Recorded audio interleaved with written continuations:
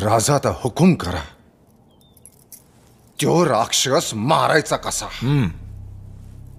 अजून बेत पक्का नाही. बहिर्जी मुखबरी करून सांगतीलच. पण कान्होजी काका, तुम्ही एकच काम करायचं. तुम्ही असंच मावळात परत जायचं. तिथले सगळे देशमुख देशपांडे वतनदार सगळ्यांना कारीला बोलावून घ्या.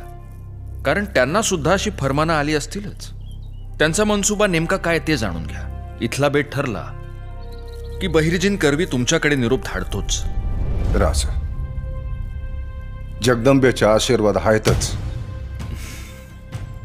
जय भवानी! काय पासलकर आला तर खानाचं फरमान समजे असते.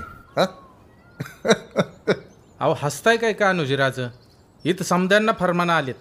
आम्हाला आलं, मारणेंना आलं, डोहरांना आलंय, ढमालेंना आलंय, या मरळांना आलंय, शेमकारांना आलंय, या देशमुखांना आलंय.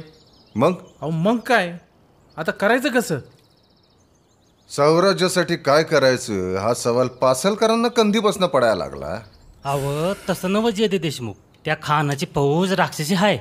काही चुकलं माकलं तर समध्या घराची राख रांगोळी या उघड्या डोळ्यांनी बघावी लागल. तरी म्या म्हणत होतो 10 वर्ष झालं समजा कसं सुरळीत चाललंय, तवर आलाच हो सुलतानी वरवंटा. जे दे देशमुख विचार कराय हवा. काय म्हणता मंडळी? होय होय होय होय होय. आता विचार कसला करताय? वा वा वा, बांदल बी आले बघा. या दीपाई या. काय र विचार कसला करायचा? गेली 10 वर्ष मावळ प्रांती आबादानी झाली.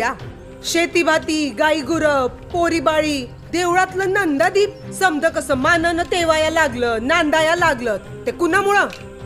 शिवबा राजा आऊसाहेबांमुळंच ना. आऊसाहेबांच्या मायेत आणि स्वराज्याच्या छायेत ही 10 वर्ष कशी गेली कळलं बी नाही. आणि आता जरा बादशाही ताप वाढला तर आपण विचार करायचा. वय अरे विचार कसला करायचा?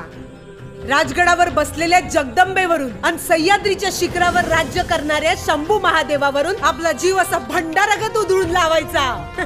आणि घाबरता कशाला? अरे आखाडातल्या निवदासाठी 32 दाताचं बोकड चालून येतो. या उडवा खांडोळी आणि हाना नळी.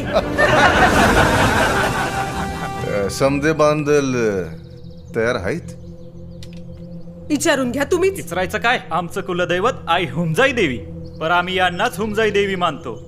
त्या म्हणल्या तर आगीत बी बिंधो कुड्या टाकतो.